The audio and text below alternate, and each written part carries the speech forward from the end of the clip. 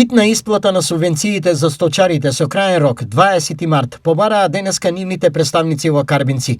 Тие велат дека нерентабилното работење со години наназад и неисплатените субвенции ги дотерале до зид, поради што се заканија. Гледаме дека од страна на директорката има расположение да не исплатат нас, но бараме и од страна на Министерството да ја поддржат таа и да биде исплатата што побрзо.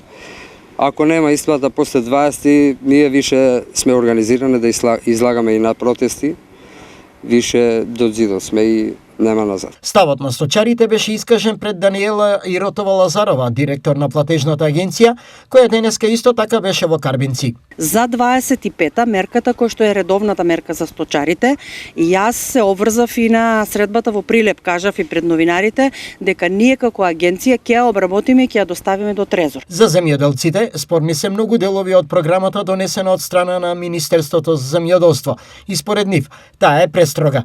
Тие упатија многу забелешки и побараа адаптација од најмалку 2 години. Да речеме, не може од 10 пчелни семејства одма да одеме на 30. Треба време за прилагодување, година или 2, или од 10 кози не може одма да ги направат 30 кози луѓето.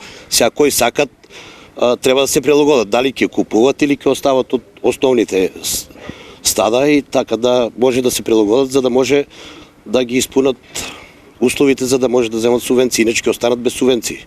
Иротова денеска во Карбинци беше во рамките на кампањата Прашаја агенцијата, која земјоделците треба да ги подготви за поголемо производство доколку во иднина сакаат да добијат субвенции.